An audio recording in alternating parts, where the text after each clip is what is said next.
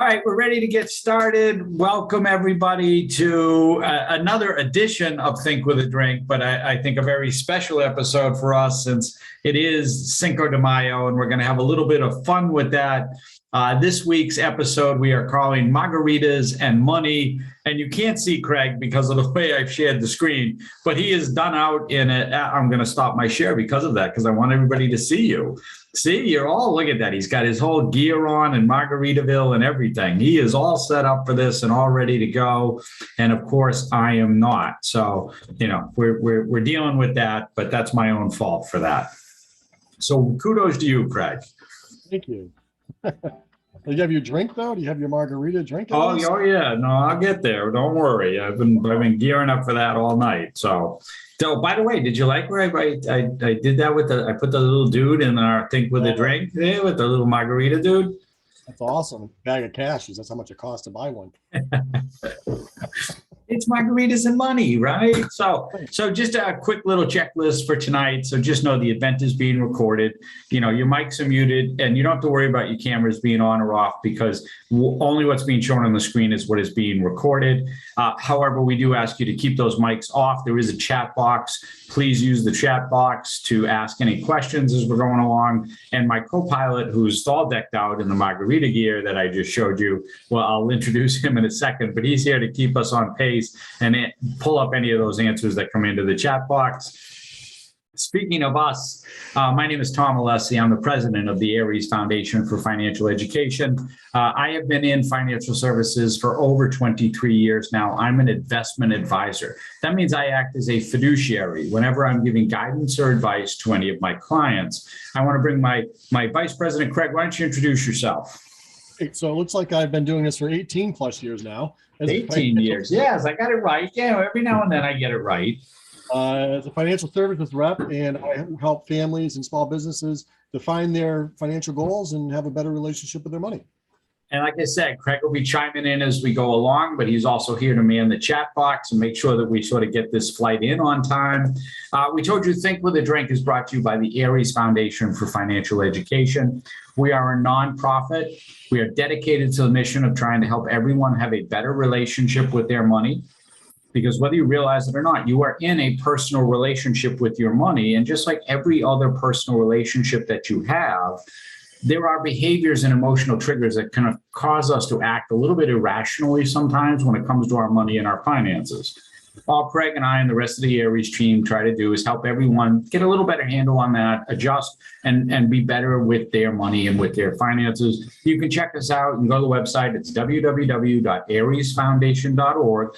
And Aries, for those who can't read it on the screen, is ARIES. Aries, I think that's how the zodiac symbol is spelled. Yes, it is. There we go. Okay. So some disclosures real quick before we get started. So just know, like I said, we're a nonprofit. We do this for educational purposes only. A lot of what you're going to hear tonight is really just our opinions as we go through this, because we're having a little bit of fun tonight with this. But all we ever say, Craig, myself, the rest of the Aries team, is that if you ever do have questions, whether they be legal, tax, or financial, that you seek out the help of a professional to get those questions answered. Okay. All of that was to lead up to the big fun part for this evening, which is we call this Think with a Drink. And we call it Think with a Drink because we're talking a lot of detail and a lot of stuff that sometimes gets a little overwhelming, a little daunting for a lot of people. And so we want it to be more casual, more relaxed, right, Greg? Just two guys hanging out and sipping on something. And tonight, because it is Cinco de Mayo, we're going to be drinking margaritas because that's what we promised you. I don't know if you can see mine. I don't know if you can see that there, but I've got, well, you may not be able to see it because of the whole green screen thing, because I'm drinking a blue margarita. Oh, good for you. Yes. I'm drinking a green margarita, a Cayman Jack margarita. Yes, mine's homemade. So mine. This is a blue margarita. You make a blue margarita with blue curacao. So tequila, instead of the triple sec that you normally put into a margarita, use blue curacao. So skål. Oh. But you don't have flowers on your cup. Look at that. Huh. Yeah, I almost grabbed the one with the cactus, but it wasn't as big. Okay, I didn't go overboard with that. That's good. I'm going to be in shape for the flight this evening. So I will say this, one of the things that Craig and I talked about with this, because it is Cinco de Mayo and we were having fun with this, we did originally kick around the idea of making this into like a drinking game, but we realized that would be totally irresponsible of us. And so we are not going to do that. So we are not going to suggest that you drink every time we say inflation or the Fed is causing this problem or any of the other things that might be coming up this evening. So just know it's Cinco de Mayo. We're having a little bit of fun. And the idea is maybe to give you some thoughts about what's going on this year and what's coming down the road or what to be watching for. And that's really the big part of this evening. So the agenda starts with what me worry, right? What am I worried about with all the stuff that's going on? The market movements and what's happening and going on in the different indexes. And we'll take a look at a realm of different things with that. Inversion, inflation, recession, oh my, let's drink, right? And then who are you going to call? And it's certainly not the Fed. And then what can you do besides pouring yourself another round, right? So that's what we're going to sort of go through and talk about. So we start this with what me worry, right? So Alfred E. Newman, that's Mad Magazine. You'd like to go back to that Mad Magazine a lot, huh? Did you read that a lot as a kid? I did. I grew up with Mad Magazine. I can admit that. I spent a lot of time with it, the issues of Mad Magazine and what were those Mad Libs, right? Mm-hmm. So, let's face it. Right now, going on, we still have, this unsettled war, whatever you want to call it, invasion by Russia in the Ukraine. You've got runaway inflation, and we'll talk about inflation in a little bit. The Fed with their jacking up the interest rates and what's happening there, which is going to make everything more expensive. COVID, whether COVID is surging or not surging, I can't tell, depending on where you are in the world, I guess, or even parts of the country. It's surging in some places, it's not in others. Are we masking? Are we not masking? And oh yeah, the markets suck right now and they are crashing all around us. What's there to be worried about, Craig, right? There's nothing to worried about. Nothing, right? That's the whole idea. Everything will be all right. Well, we're going to go through some of that, but isn't that really, your war in Ukraine is a little bit different, throws a wrench into it. But markets go up and markets go down. I think the big worry we've had is that the market's been going up for the last 12 years. Right. And we're not used to it, inflation. We're not used to it going down. So I guess we've had a very low, almost, definitely a historic inflation level for a long period of time, which has made things seem artificially easy, like lending and loans and mortgage rates and all of that stuff has been, pretty much non-existent for the most part. Yeah, we've been cruising and liking it for a long time, and the market's been liking it too. Yeah. What hasn't been liking it is fixed rates, but we'll get into that. Right. And so it's funny because I wasn't going to use the Mad Magazine, which Craig accused me of, my ill-spent youth there with Mad Magazine. I was going to use Bob Marley's Three Little Birds. Everything will be all right. Right. But, and being a Boston Red Sox fan, I have vivid memories of the 2013 World Series. What's his name? Shane Victorino, right? Shane Victorino, that was his walk-up song. And Fenway would just start singing, everything will be all right. The words to it as he started to walk up and get into the batter's box. It's an awesome, I think they have it on YouTube someplace. You should check it out. It's pretty cool. Like all of Fenway Park just starts singing, don't worry about a thing. Everything will be all right. It's very cool. Okay, so let's get started with this. What's going on with the market? So we're going to start with the biggest, broadest, and Craig, in case, John, I'm going to test you based on whether or not you read the newsletter. The trivia question here is how many companies make up the S&P 500? Oh my God, let me scratch my head on that. 500? And you are incorrect, sir. 250. Sorry, I went to take a drink on that. So you didn't read our newsletter. You have to take a drink. It's 504. Where are the other four sneaking in? Yeah, well, that's what it is now. The actual S&P 500 is made up of 504 of the largest companies in the U.S. marketplace. Just a little trivia toss there in case you didn't see or read our newsletter, much like Craig. 504. Yes, it should be the S&P 504, but they just, it's like calling the Big Ten, which now has 12 teams in it, the Big Ten. That's what it is. It's the Big Ten, but there's 12 teams in the Big 10. You don't change that. Marketing, I guess. All right. So the 52-week high for the S&P 500 was the beginning of this year, right out of the gate, 47.96. We hit the all-time high, actually, not just a 52-week high. Set an all-time high in the S&P 500 on 1/3/2022. Things are looking up and looking good, right? That should have been like the first, what are those, like warning signs or the little, well, yeah, what is it? It's like the threat levels, right? Where it goes up in levels 1 through 5 or something in terms of that. Let's not relive that. Okay. The fake threat level, yeah. So if you do it out, right, a correction now, just for everybody, and just to remember, a correction means you had a decline of 10% from that 52-week high. So the 10% number is actually 43.16.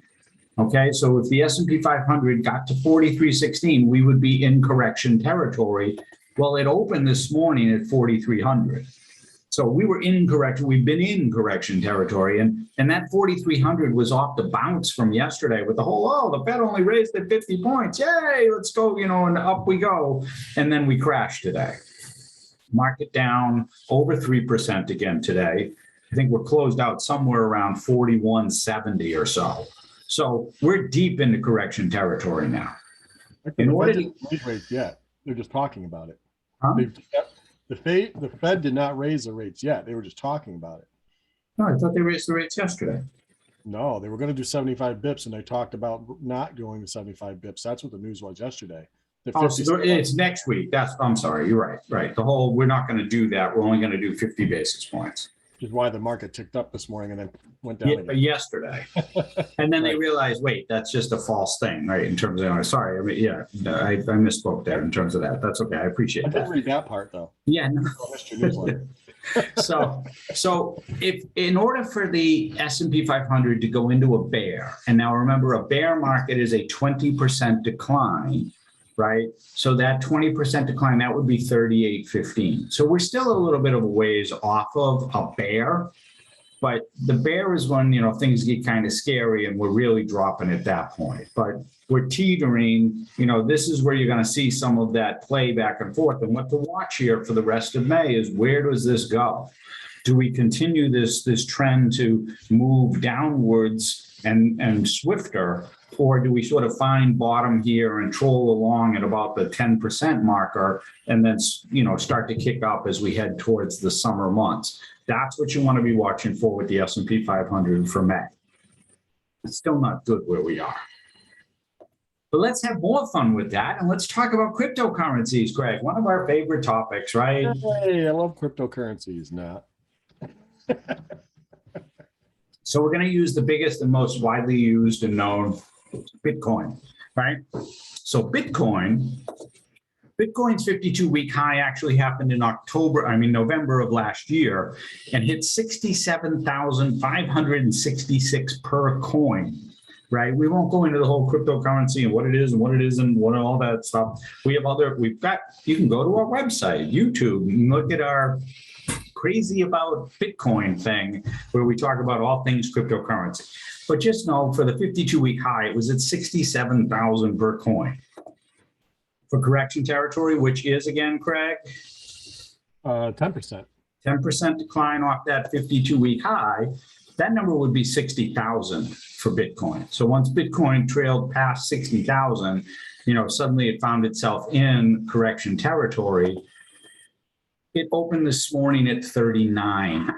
It's now closed out. It doesn't ever really close, but the last time I looked this afternoon, it was at 38 or so, or trailing somewhere in that level, which is down over 40%. Yeah, but I don't hold Bitcoin in the same regard I do the rest of the market, because it's much more reactionary. There's no backing there. It's not SEC regulated. There's no real, asset behind the coin. And so I think that this is a great leading indicator, though, as to what may be going on in the marketplace, the volatility.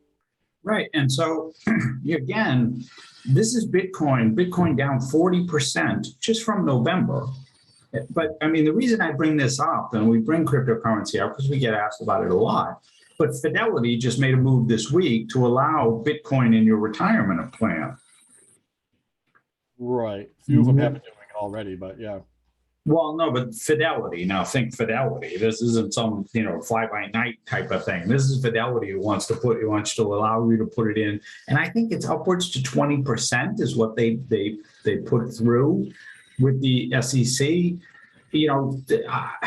I can't tell you not to do it, but that just seems like this is an open invitation for, as Craig said, some of this volatility to just go out of control inside people's retirement accounts. Not something that I would be looking at for my retirement plan. Well, I think it's a speculative investment, and I think you got to consider it that. It's okay if it's a part of your portfolio, but it shouldn't be your portfolio. Right.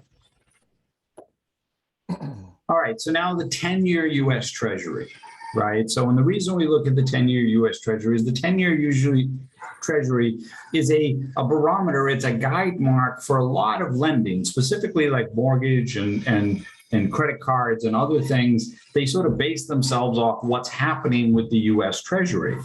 And so, the yield on 1.3 and the yield, it's an inverse relationship between price and yield. We'll talk about that when we get to inversion and all this fun stuff going on.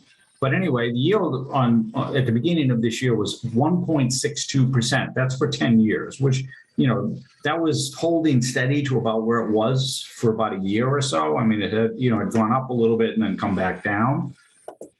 This morning, it was 2.94. So that's just showing you what's happening and the reaction and everything that's going on as far as the marketplace is concerned. And just know the last time, if you take a guess, Craig, if this is like, again, for those who are unknown to Aries, we do this to Craig all the time. I'll drop a poll in or I'll throw him a question out of left field. Can you guess the last time the U.S. Treasury ticked above 3%? I'm guessing 2006. Okay, you went way too far. You went way over. So the Price is Right. You lost because you went over. It was October of 2018, and the reason you probably and not to fault Craig with this, because it was a brief flash. It was literally like a 1 week period where it ticked up over 3% and then immediately started to decline, and they started doing things, and next thing you know, we were back into the ones very quickly. But it did have that one brief flash where it went over 3%. But that's like Craig had alluded to. It's been like a decade that where inflation and that's sort of also pegged on this is has been historically low, and the rates have been historically low. Craig was mentioning about the fixed rates. That's part of it, where everything has been at. I'm taking a drink. Okay, you take a drink. So prior to 2018, when was the last time it was above 3%? In October of 2018. No, before that. When was the last time before 2018? Yes, I didn't look at that. So I'll have to look that one up. Yeah, now you'll have to go back yourself up. By the way, just to bring that up as he says that, because he does that every now and then and drops that on me. The Blue Lagoon is in Iceland. I looked it up. What? Yes. You mean where they filmed? No, it's called. They have their own Blue Lagoon. It's like this ice blue lake that's in Iceland. It has nothing to do with the movie. I'm still thinking about the movie. I know that. All right, so inversion, inflation, recession, oh my, and for the theme of tonight's thing, and again, we're not making this a drinking game, but that frozen concoction that helps me hang on.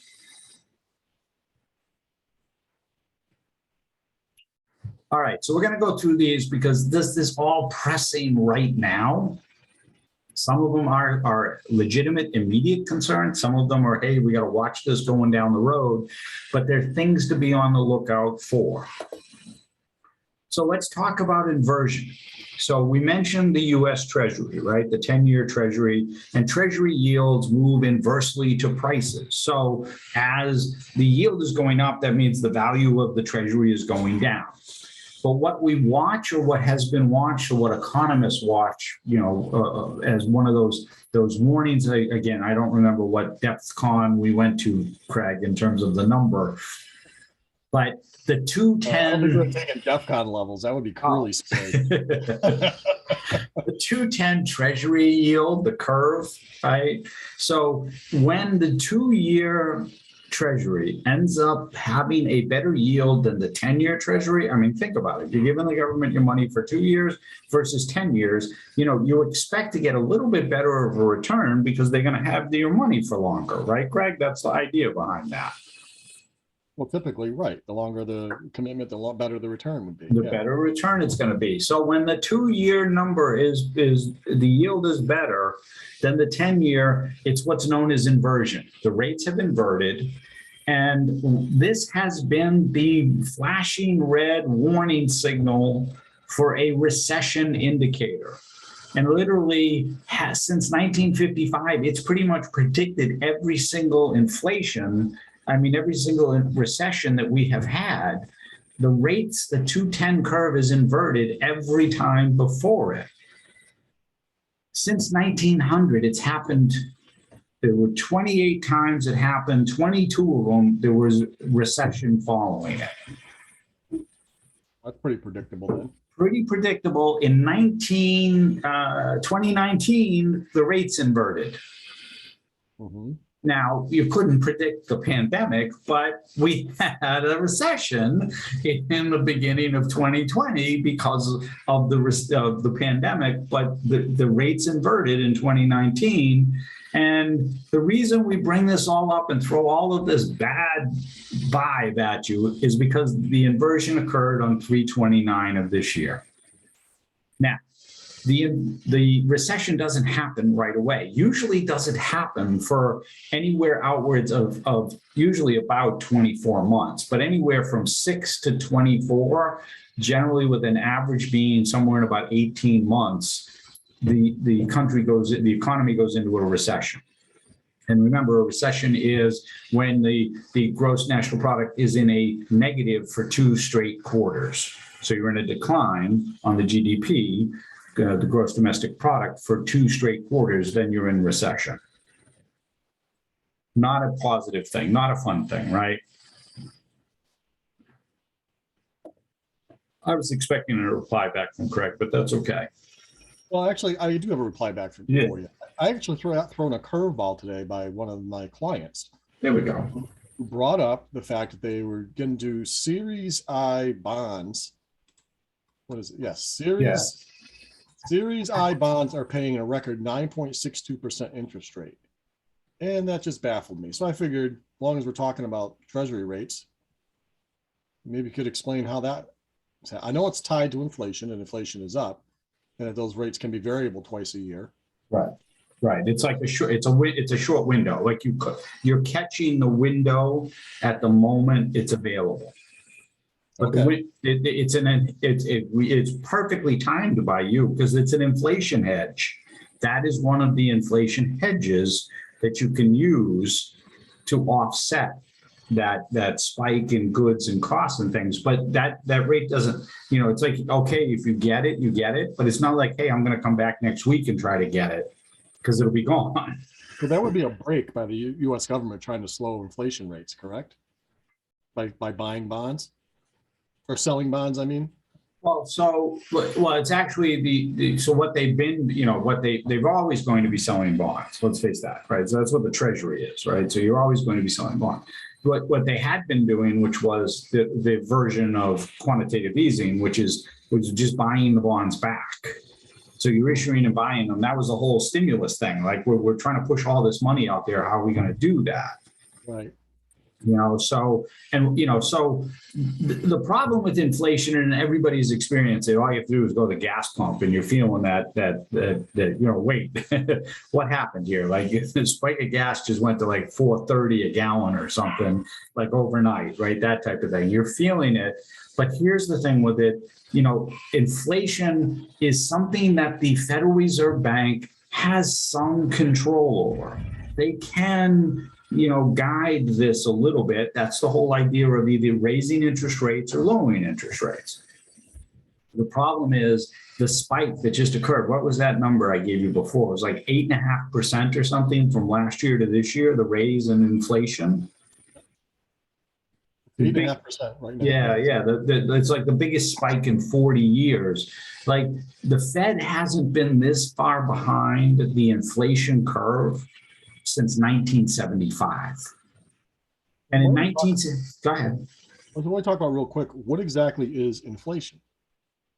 Right. Well, it's the increase in cost of goods out over a period of time. So basically, things cost 8.5% more now than they did a year ago. Exactly. Okay. Just want to make sure I'm clear. Yeah, and it's the marker that they're using, because remember, they don't look at everything. They don't look at like a loaf of bread. You know, they have their markers and their indicators that they're looking at on that. Right. And it's showing that along with the cost of employment and hiring and the other factors that go along with it. Right. Manufacturing of goods and exactly, oil and all, gas and all of that stuff. It all gets factored in terms of the cost of producing something when you look at that. But back in 1975, do you know how long it took them to get it under control? So again, now I'm throwing stuff out at Craig where he doesn't know the answer, so he's just going to be guessing here. Well, I know they had double-digit inflation back then. I was only 5 years old, so I had a little trouble keeping up with all the written stuff. But and I think, yeah, so I'm guessing it took them a good 8 years. Oh, Early 80s.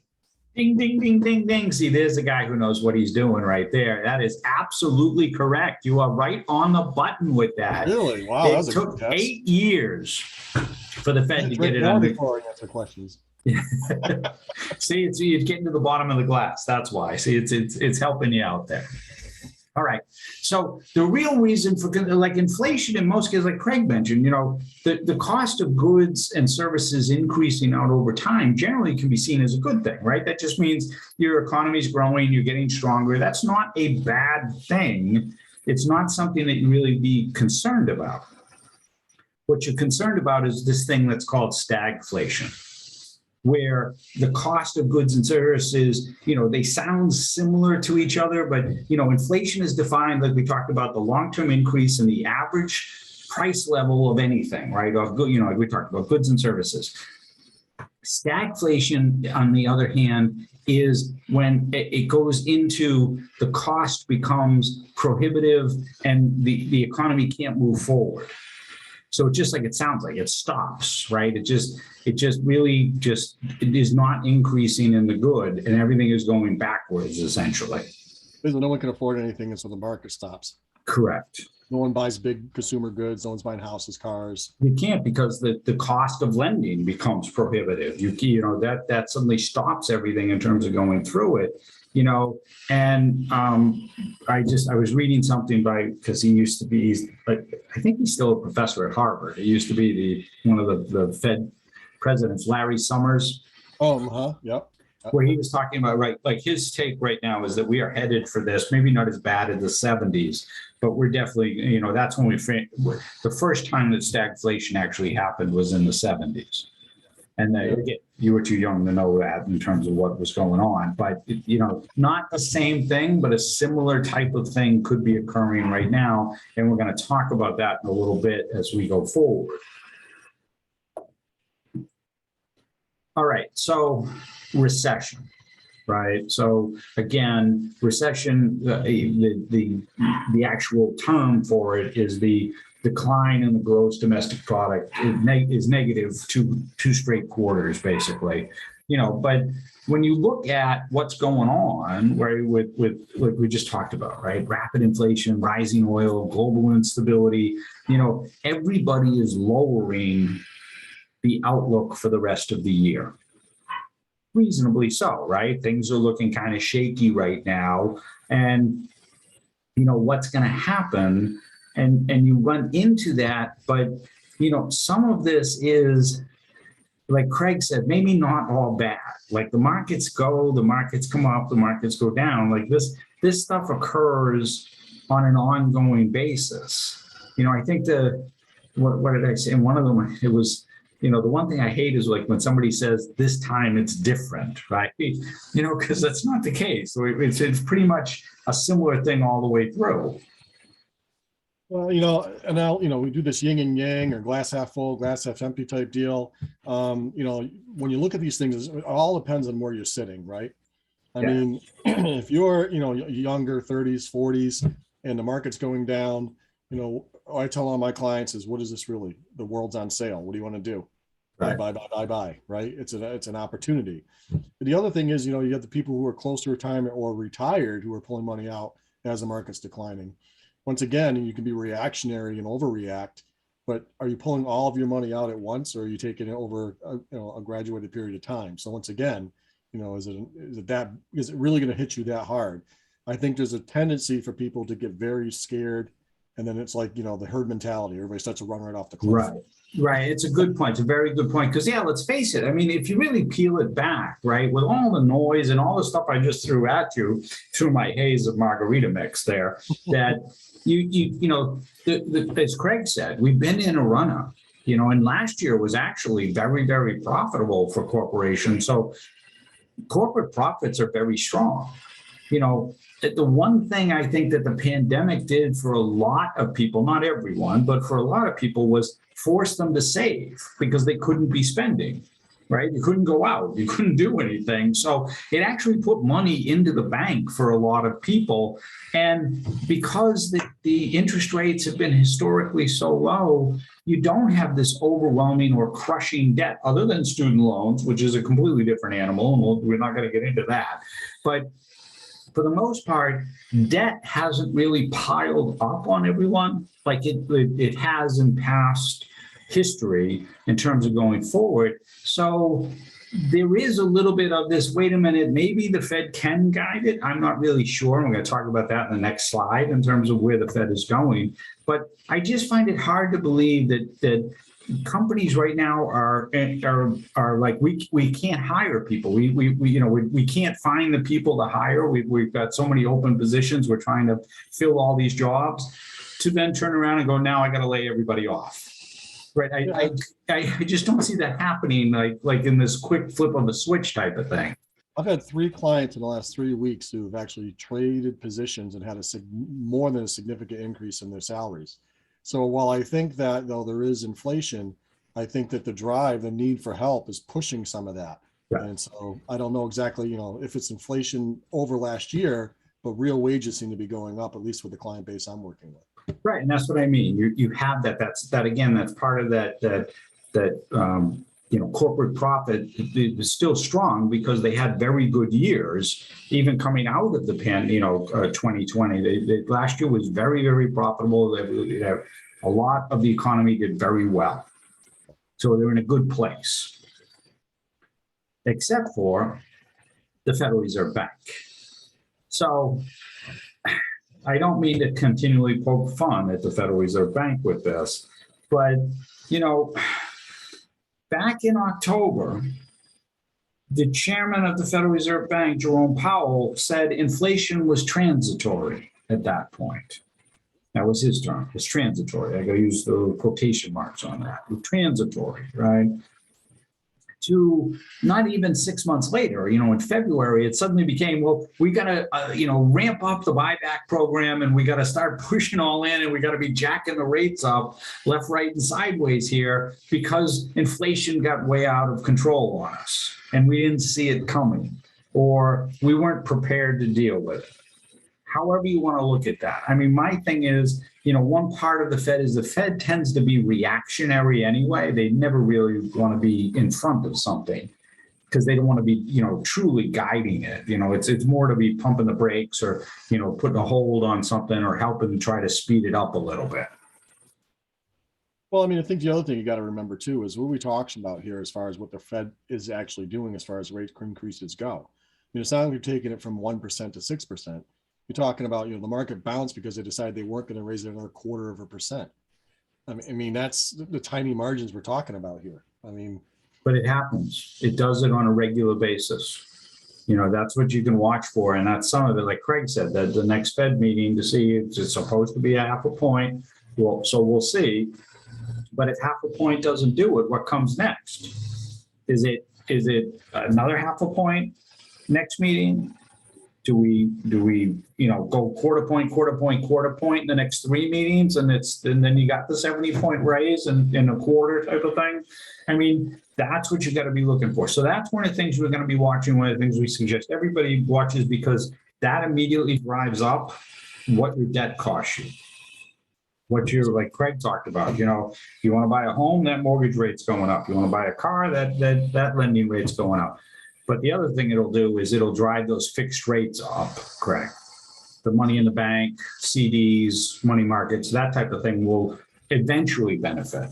Well, the issue is, you say it's all bad because rates are going up. Great. So I can't get the 2.5% mortgage rate I was getting. But at the same time, mortgage, home prices have been going up.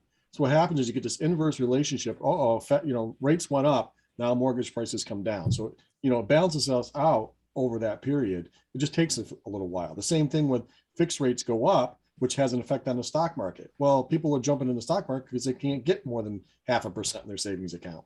So, it's a give and take. And these are the forces that we play with, where it can't always run up forever, because what happens, these stocks become overweighted. They're worth more than the company that you're buying.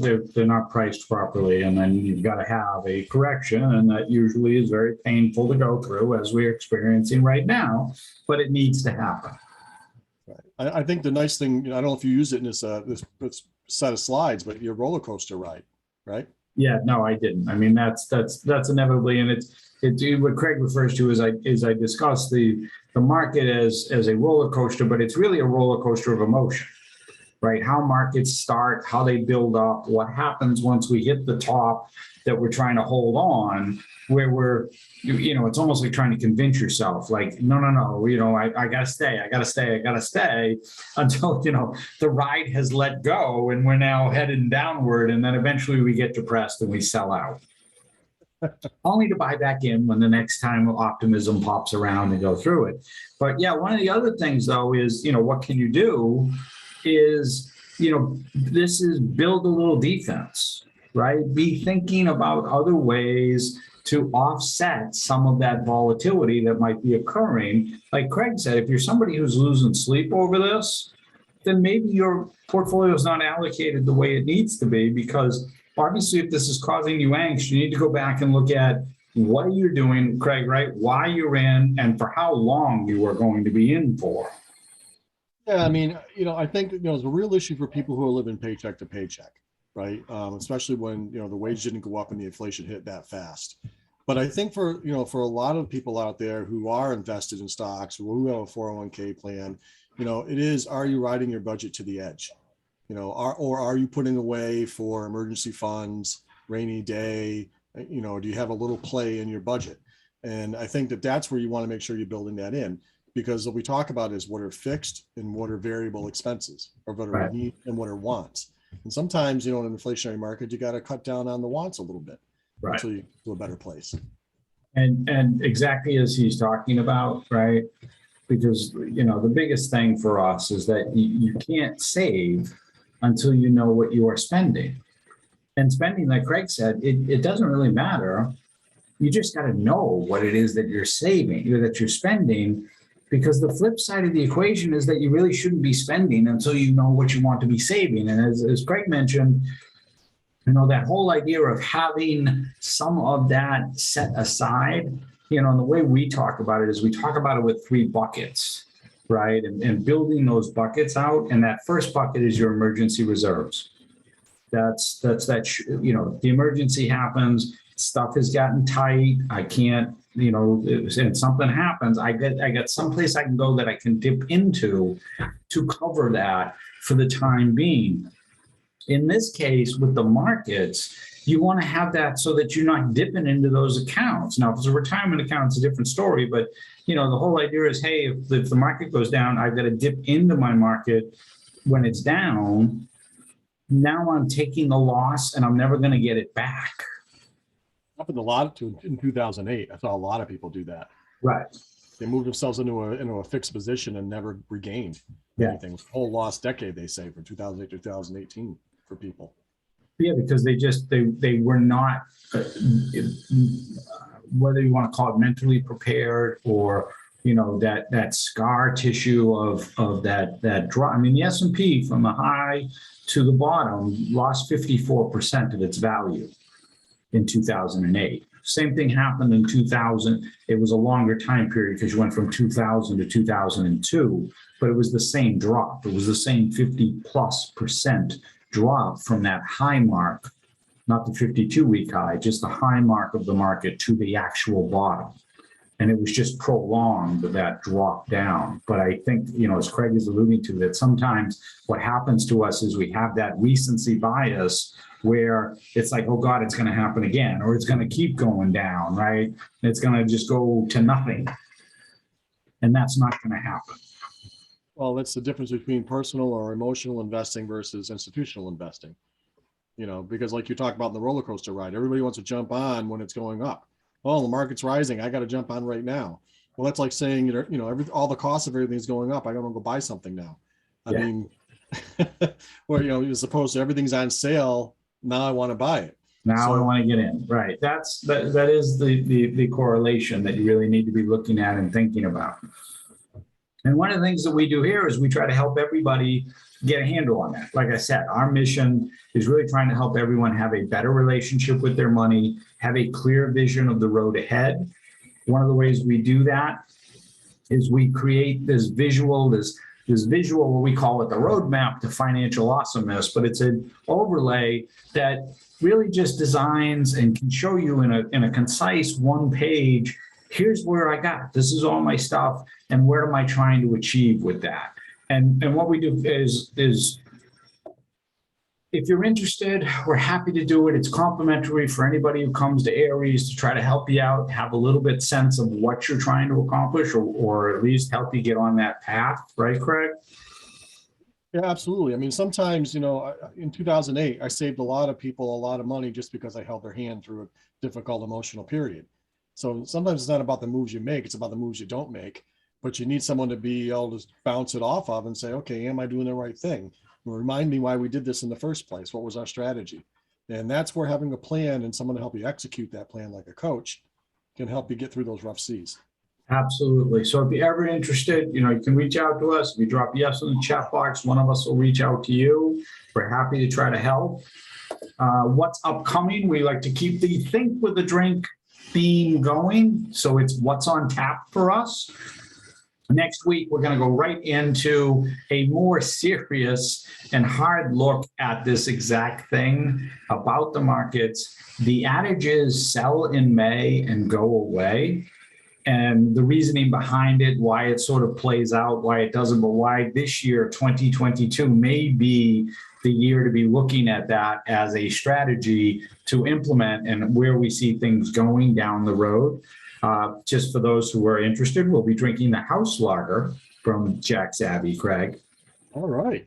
On the 19th, we're going to do buying a home. So that's not just for first-time home buyers, but for anybody, because as Craig talked about, the mortgage rates going up, what's happening, what savings do you need to do, what are things and steps to put in place if you're seriously looking at either being a first-time home buyer or upgrading your living to, the next grade up from your home or that type of thing. And that those Fed interest rates.